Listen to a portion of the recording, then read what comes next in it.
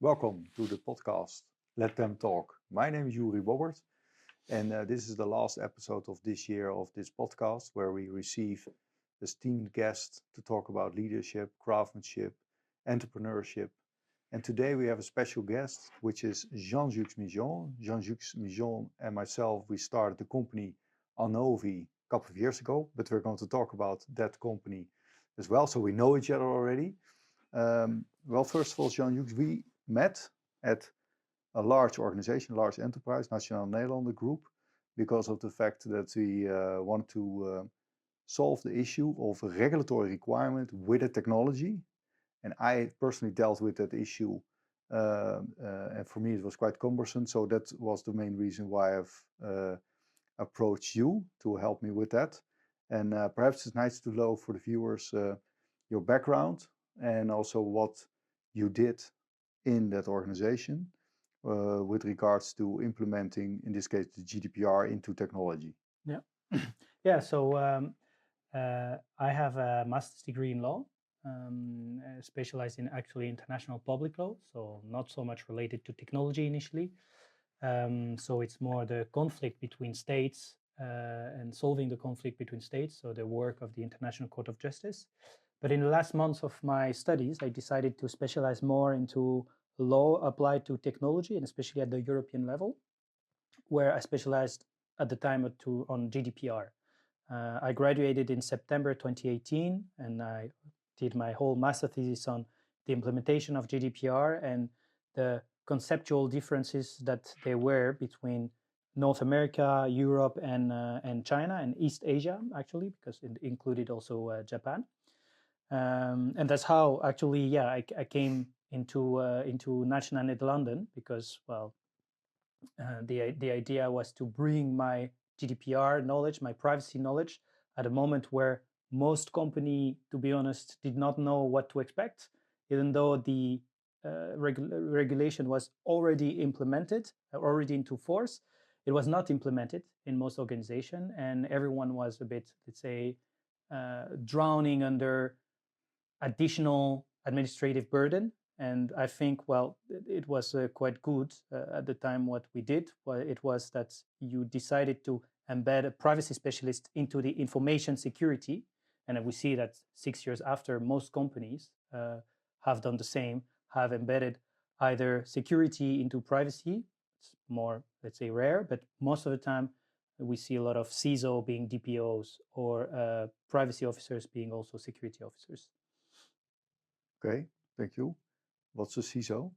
That's a good question. Yeah, I didn't know when you interviewed me 6 years ago, but now I know. So it's a chief information security officer. Yeah, okay, Yeah. okay, good to know. Yeah. Because I think it's good for the audience also that we limit the abbreviations a little bit. But if you had asked me 6 years ago during the interview, probably you would not have hired me.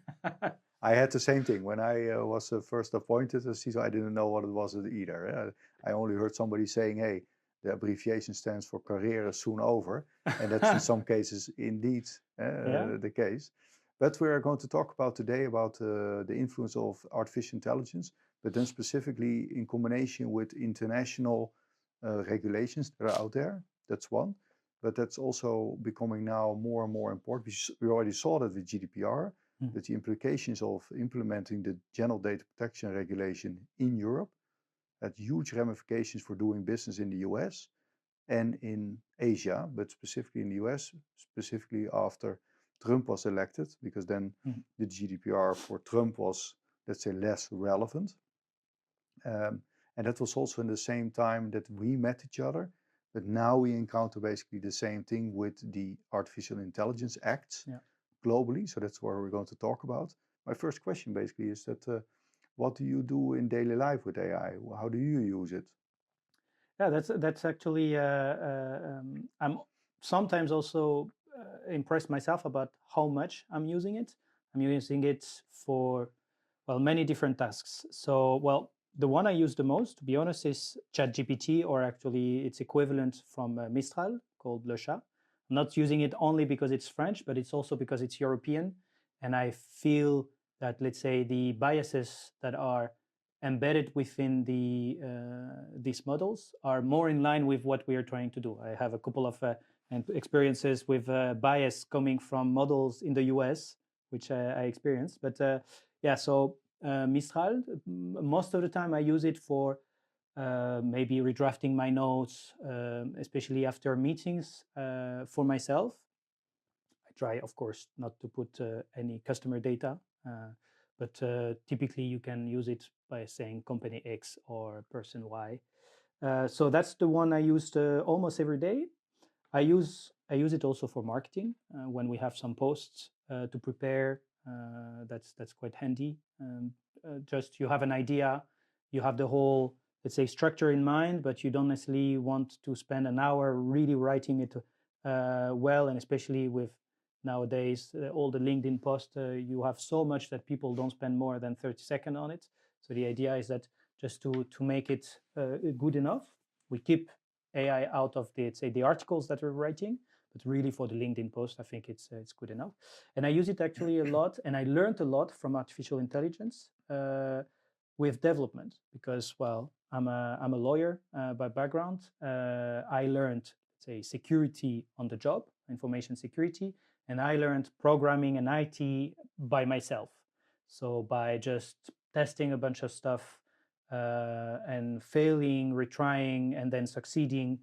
And in the past 12 months, my knowledge and my level in programming really, well, increased drastically just because, well, for example, I have an idea about how programmatically, or what's the idea to solve the problem, but I don't know, for example, how to code it in JavaScript or how to make that specific SQL query. And I use it saying, okay, I have this kind of data. I want to do this type of query.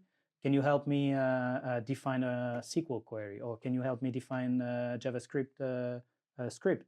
And well, most of the time you have to rework it, but it does teach me a lot about how how each line or each expression can be used.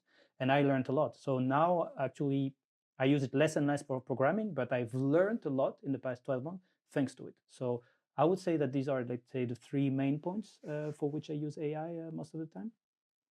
Nice. And so perhaps also for the viewers, it's nice to hear about the evolvement of you use AI now in daily practice. So both from a legal perspective, but also from a development perspective. But nowadays you're perhaps more into developing because your role as a founder and CTO of Onove. But what you basically do is you translate legal requirements into technology and helping customers solving legal issues with technology. Can you give us a simple example of how that works? Because perhaps we don't have a clue or people don't have a clue, but can you give an example of that, on how that works? Yeah, so well, most of the time, people don't believe me when I say it, but it's true. Law is very simple and it's a lot of common sense. It's just that it's phrased in a way that most people don't understand. And I think it's because, well, there is like a will to keep a certain expertise within the walls. But if you translate it well, and the use of artificial intelligence, so what we've done with Anovi is that we've developed a model that is capable of first dividing or subdividing a text, legislative text, into separate requirements. So we say, for example, sometimes it's as simple as one article is one requirement, but very often we see that one article can be subdivided into multiple requirements. So that's the first thing that we do with AI. And then, well, we are capable of explaining, okay, this requirement means that you need to perform this or that action. And that can be translated then into, well, practical actions that you can implement either with the technology or via contractual requirements. These are all elements that before you needed to have a lawyer or at least a legal officer to explain you this translation. So really translating from legal requirements to, let's say, normal action. This can be done with artificial intelligence. So that's something that we do and that we try to always push it further. And you also, you touched a little bit at the beginning on ChatGPT, making use of data models that reside in the US, basically, and you use on purpose a system like Mistral, which is origined in France, but also the data is in France. What can you? What are your main concerns between the different continents? Because you have a legal background, you know more than the average people about how these continents deal with their data or deal with data that they collect for one purpose and they perhaps misuse it for another purpose. Yeah. Well. First, of course, there are privacy concerns. The protection, despite the frameworks that exist, like the privacy shield, um, do not. Are not sufficient. So there is your data is being used for sure. So that's the first one. It would be the same in China, in every other country, and we do the same with American data. So that's how it is. But apart from the privacy concerns, it's also uh, fundamental concepts of how society works that are translated into AI. I see AI as a catalyst for all the best, but also all the flaws that we have in one society. And we see that there are fundamental differences between our Western Europe society and the North American society, and especially with the US, or even between US and Canada, there is also differences. And if you go to complete different models, then if you go to Africa, and especially, for example, North Africa or Middle East, or then if you go to China or Japan or Russia, then the society doesn't put forward the same values, or at least doesn't privilege or favor certain values over others, or it's actually how it works. So my work started with privacy, on how we see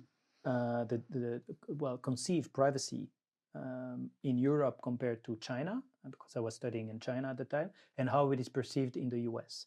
And I really, really saw a huge difference. And I see the same thing with artificial intelligence nowadays. So, for example, in Europe, let's say, what we want to protect the most, or what we are the most afraid with artificial intelligence, is people losing their fundamental rights.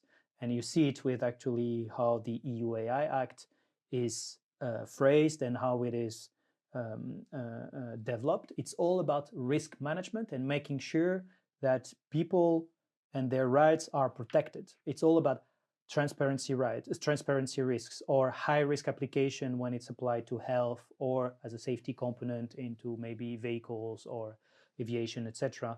It's all about the individual, how they are being protected. And if you have a high risk application, what you have to do is a fundamental rights impact assessment. So it's even in, let's say, the strongest requirement is a fundamental rights impact assessment. So you see that there's this emphasis. The EU AI that's the EU part. And that's not in the US AI. No, so the US, the concerns are different. Well, the legislative model are a bit different, of course. It's more the state level than federal level, but the concern are more towards discrimination. So discrimination at employment, or discrimination in the daily life. For example, in the use of AI in CCTV or in surveillance.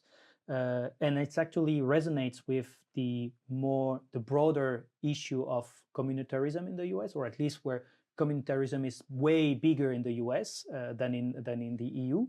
And AI is a catalyst for it. So the concerns are racial bias. Well, in the US, most of the legislation have a paragraph on racial bias or on employment, because, for example, in the US, employment or social security is linked to employment, and the employer has a way more important space. It's way more important in the US for people in people's personal life than in Europe. And therefore, the use of AI in workplaces is way more regulated in the US.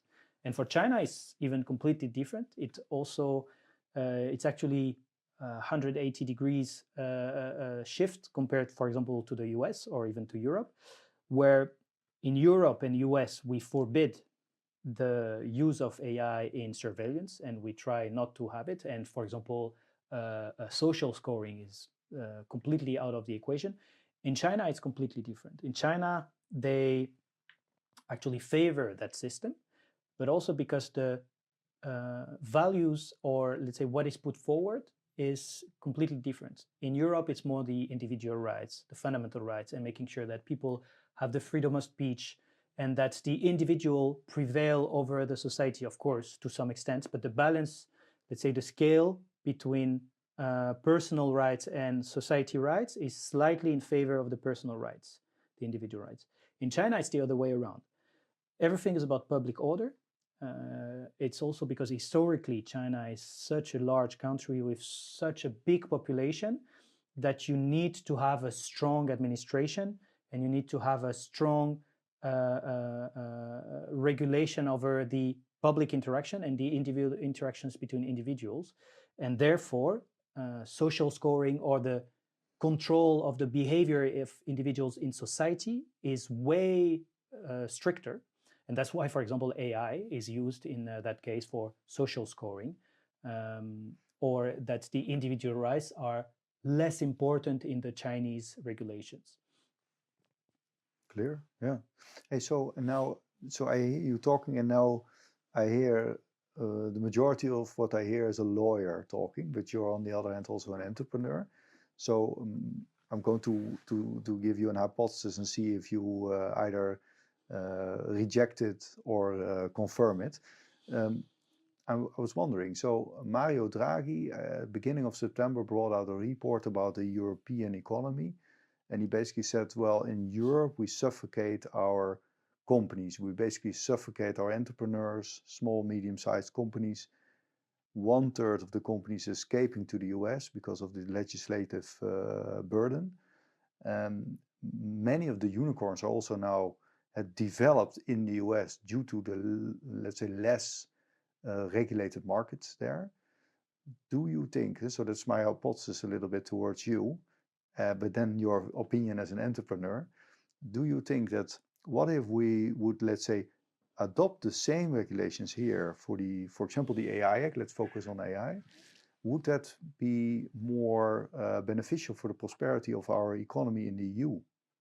What do you think? What if we would take the same legislation as we have in the US to Europe? So if we copy the American model exactly and implement it here? Well, it depends. Well, I mean, let's say in the Biden era or in the Trump era. I mean, we are curious about first your opinion on the Biden era, and then we'll talk about Trump era. Well, I think it's not, to be honest, it's not only for artificial intelligence. It's just in general. We see that we have way more regulation, but it's more the approach that we have in Europe compared to the US, where we tend to foresee any situation before it happens. Whereas in the US, it's more letting innovation, let's say, make its wonders and develop, and then regulate with constant audit or constant communication, for example, with the FTC, where there is always this exchange once it has been done.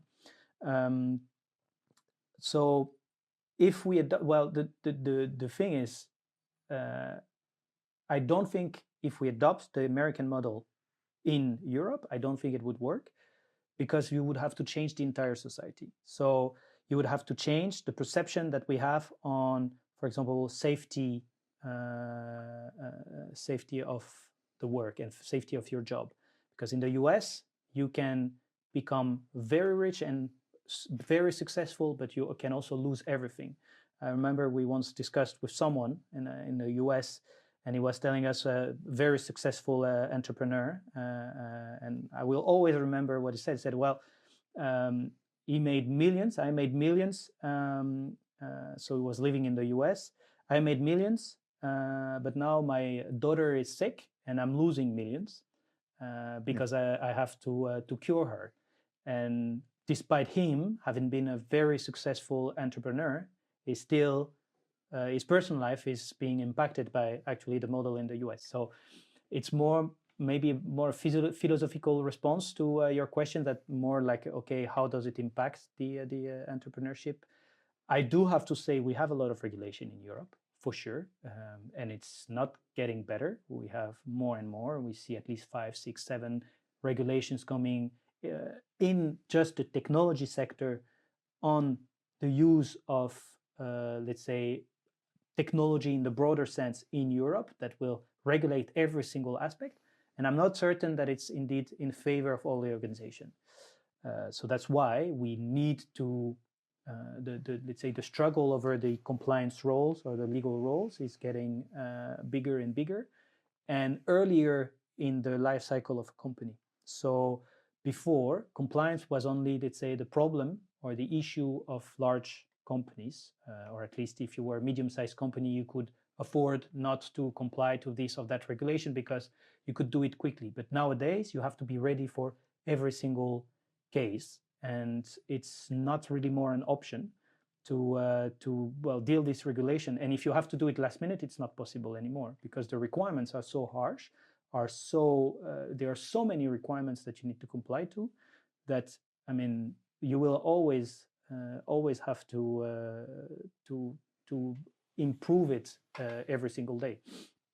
So I think we need to find a sort of an in-between where we have a protection of the market, where we protect and maybe even favor or have a two-speed regulation, where you favor innovation for smaller companies, where basically you want to put less strict compliance requirements, and you want to have stricter regulation on two companies that are established, that have a strong power over the market, and especially in the technology sector. So if we zoom in a little bit to the benefit that we can have from AI in unraveling the complexity of all these legislation, because if you look at the 69 legislations and you look under the hood what people or companies need to do, it's immense.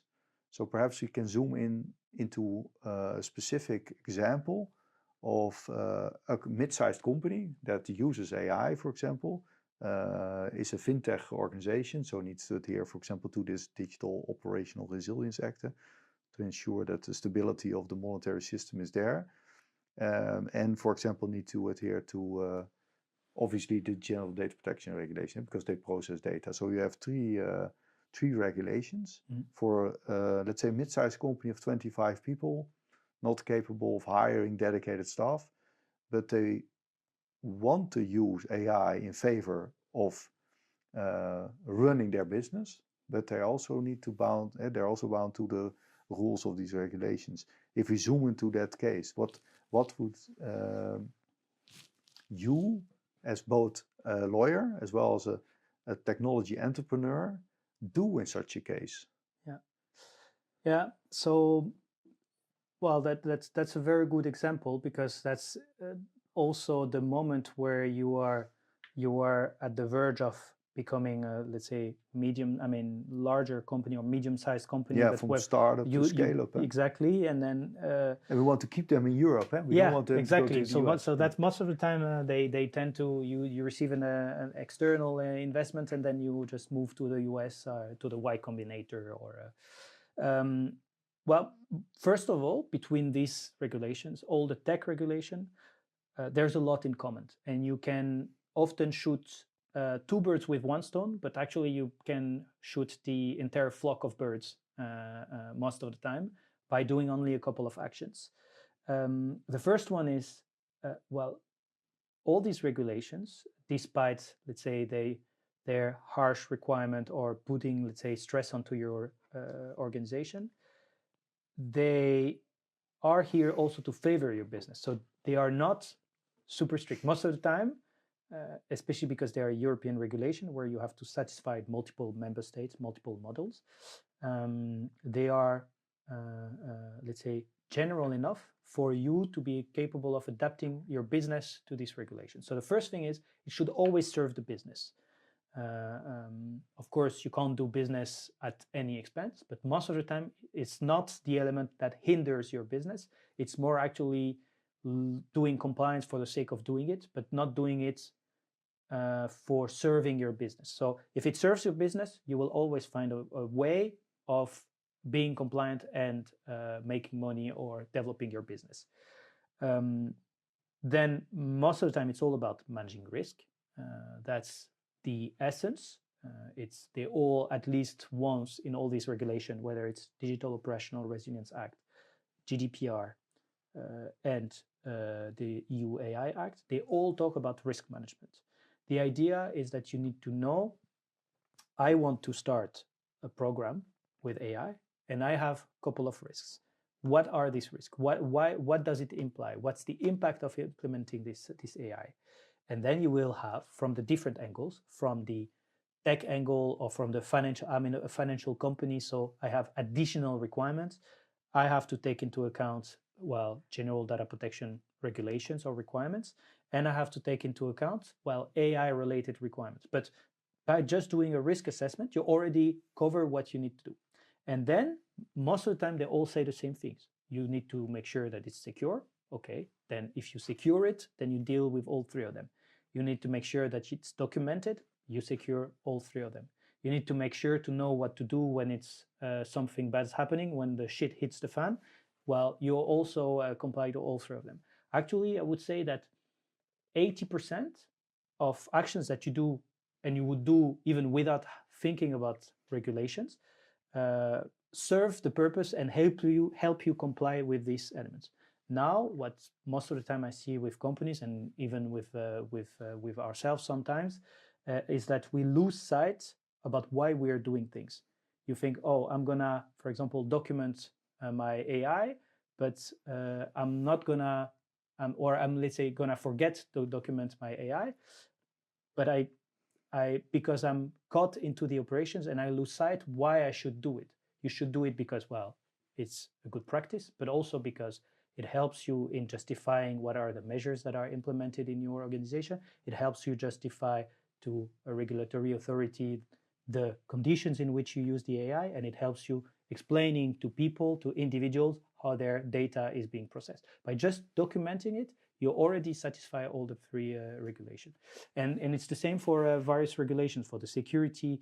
What's important is to make sure that you keep in mind why you are doing things, and it can come from compliance and serve, let's say, your operations, but it can also most of the time come from operations, and you just have to link it to the requirements, and that way you are already doing it, but you just need to say, oh, actually it helps me complying with Article 32 or Article 15. But why do you think that the European Commission develops all these separate legislations parallel to each other? Would you, if you were, let's say, to be the European Minister of Data Governance, and you look at France, for example, you look at the Netherlands, would you opt for a more single approach where you combine things? Well, I think that's actually an approach that we more or less stole to the US, where we tend to have more not yet industry specific, although it is the case, for example, with the Digital Operational Resilience Act, where it's more to financial industry, or for example, NIS2, although it's cross industry, it's restrict the industry to the scope of industries to which it is applied. I think it's because it's responding. We tend with the European Commission to respond to specific problems, and we respond once to one specific problem with one legislation, one regulation. It's also because it's the model that we have. We have a European Parliament with various culture, with way different cultures and languages, so it makes it very difficult to come to an agreement. And when it comes to a very large legislation, then it will make it almost impossible. So you have to do it per domain. And before, we used to be always late. The legislation came years after issues. For example, GDPR entered into force in 2018, but Cambridge Analytica issue with Facebook, where all the personal data was being processed without the consent of the individual, happened, I think, in 2013 or 2014. And GDPR was voted in 2016 and implemented in 2018.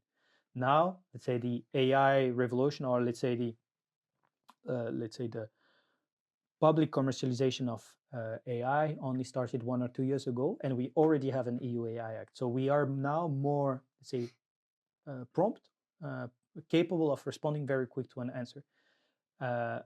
What I think we need to do at some point is also have, let's say, foundational legislation that come afterwards, once we've seen what works, what doesn't work, to basically replace 3-4 legislation at the same time and let's say put a foundation on, okay, this is how technology should be used. Okay, interesting. So that means that at some point we will receive something that brings more coherence between all these 69 legislations that are out there, and to also make it more doable for our companies. I think it will be necessary at some point. Yeah. Now, the same way we have nowadays, we have a civil code or a criminal code. We probably will have a technology code. Although, of course, in Europe, it's hard to imagine as the system works now, but it would not be impossible. I think it's something we'll need to do at some point. Do you also think that AI at some point then also receives rights as it becomes more and more sophisticated? Yeah, well, that's a limit that we have to draw. AI itself receiving rights, I'm not certain, but we could foresee. I don't think it's the case. Well, at least my personal opinion is that it remains machine. It remains something that has been developed and fully programmed by a human.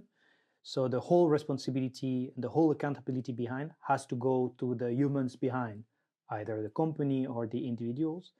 But the AI is, and we are far from it. AI is not, let's say, self-conscious or taking decision by itself. If it's taking decision, it's just because of a succession of calculation and micro decision that led to that based on factors. But it's always based on what was initially the input, and the input was either how it was programmed or what you put in it, because otherwise, well, it's a limit that you have to draw at some point. And what do you think that the role of AI will play, let's say nowadays, because if you look at the past data protection regulation flaws that were discovered with big tech companies, so in Europe, for example, everything that we have with Google G Suite or Microsoft, India, for example, the university and educational markets, there are still flaws in that respect. What would you advise to those universities, knowing that GDPR also has still a ripple effect and still is not solved?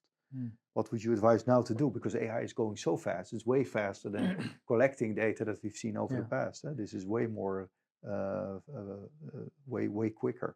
Well, the thing is, AI now is making a huge progress because we have a lot of data available. Like we have all the historical data, and it's only starting now.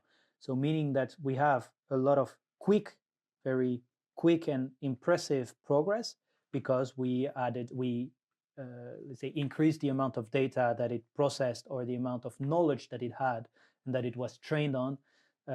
Initially, it was super biased because it was developed in the US, and so you had a lot of issues of discrimination or bias. But then now it's completely changing, and we see that AI is becoming increasingly more clever. But there will be a moment where, let's say, our new knowledge will not be as, let's say, quick as the progress of AI. And inherently, AI, because it is not capable of developing its own knowledge by itself, it's only relying on the input data that we provide, AI will stagnate at some point. So the role of universities and the role, especially in the education, is actually will become more and more critical, because that's what will determine the quality of the data that we'll provide for the next models. Until now, we have worked always without the artificial intelligence, so our research was done without it, and it was subject to a lot of criticism and peer review. So we know that it is very objective data, but we will need to rely on universities to be capable of keeping that criticism, keeping also this bias away. So by using the human factor, and universities, I think, although they are changed by artificial intelligence, either in the production of content, where it's probably easier now to publish a scientific or to at least write a scientific article, can be as simple as just organizing your notes, just putting them all in the same format for your article references. So that's very handy for that, because that saves you time on something that does not have a big added value. It is important for the sake of, let's say, clarity, that you have this specific format for the notes, but it's not a big added value. The work is in understanding what are the links between these different references and making sure that you develop the right argumentation. And that an artificial intelligence might be capable of, but not with a critical mind, which a human is capable of doing. So for me, actually, the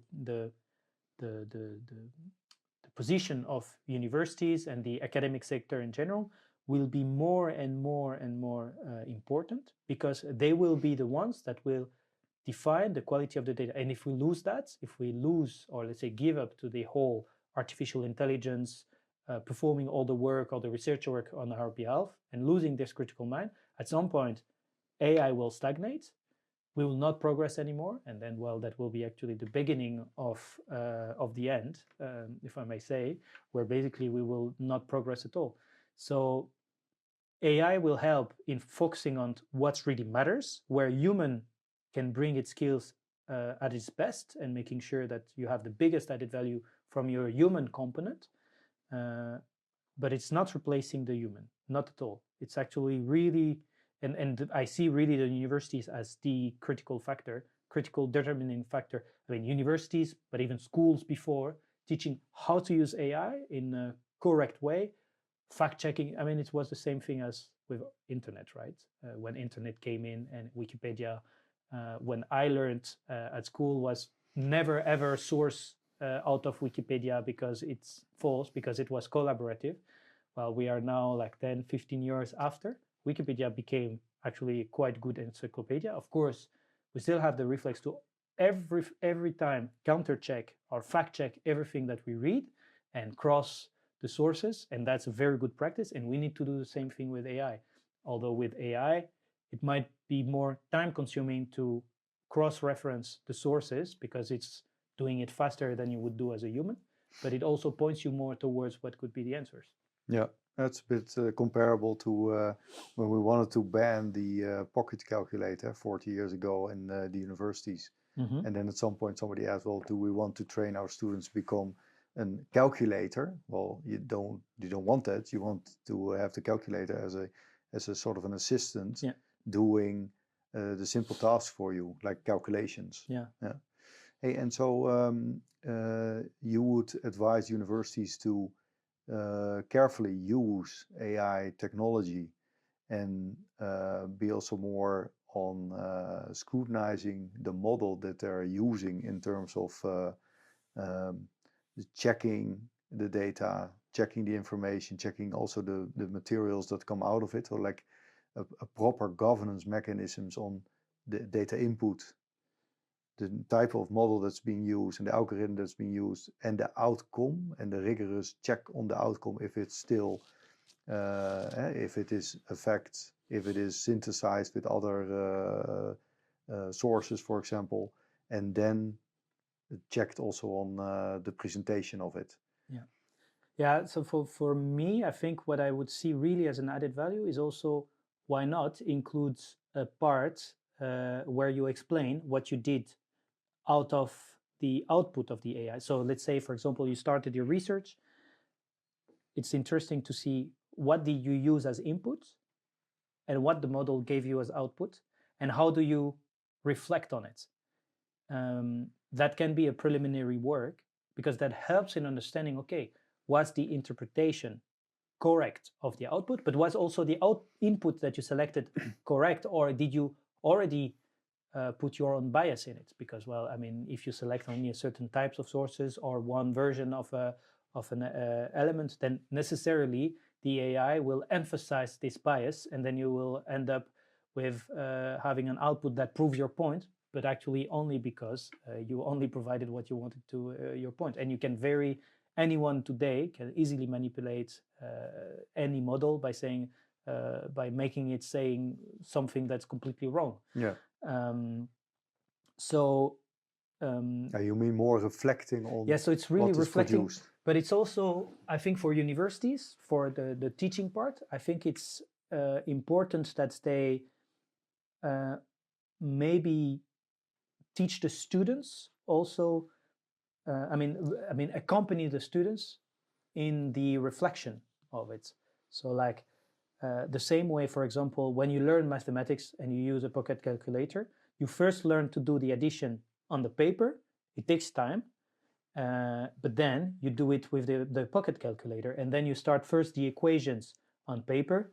You really understand the reasoning, but once you have done it 3, 4, 5 times, instead of putting the equation on paper, You you use the do it, you calculator. use the calculator. Yeah. And it would be the same thing with AI, is you need to understand the knowledge that's behind, the reasoning that's behind, and then it gives you the critical mind to actually assess And reflect on it. and reflect Yeah. on the output. So what does it tell us about the role of AI in, let's say, human relationships and communication between people? What do you think, for what kind of role will AI play in that?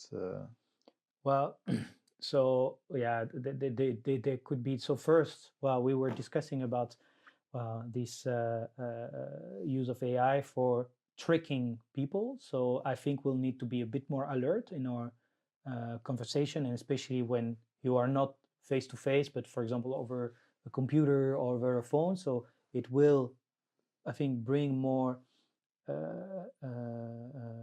let's say, attention onto the detail. So I think that we will need to be a bit more careful. But I also see AI as the opportunity to actually really emphasize the human aspect and the human interconnection. So you have two choices. So for example, when we are in a meeting or where we are discussing like this, if it was an important meeting, I need to take meeting minutes, or I need to focus and make sure that I list all the actions, etc. But then my attention to you or to our conversation is only half, it's only 50%, because at least 50% is dedicated to taking the right note. I see artificial intelligence here as a great opportunity for, as a third person or a third element into the conversation, listening to everything, taking the notes, and then retranscripting everything that we said, and then we can pick up the actions and the follow-up action. And then, because I know that there is something recording, and and it won't be cumbersome, in a sense that before we could record the conversation, come back to it, we would have to listen to it and then rewrite everything. That was cumbersome, not added value, and more time consuming than really of added value. But now, because of, let's say, this compute power, it does it already. So it is valuable, and it allows me to have 100%, if not even 200% dedication to our conversation. So I see, and because it will replace on smaller tasks, and AI cannot replace us on, let's say, the human interactions, the emotions, or the critical thinking, I think AI can really foster that part and emphasize the human interaction. At least that's a way we can take it, and that's how I intend to do myself. So you also take notes when you have a conversation with your wife? Yeah, no, of course not. But I do. I take notes all the time. But I have to say, yeah, I know what you mean. Hey, and so my last question, then we are going to close off, is: so if AI could simulate a perfect virtual world, would you consider living in it? No. No? No, I mean, I've played a lot of video games, and I've spent countless That's hours. the reason why I'm asking. Countless hours. At the time we had a game called Second Life.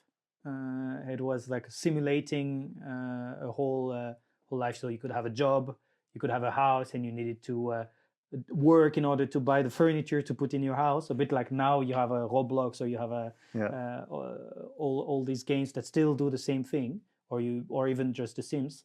But you always miss something, which is the true human interaction.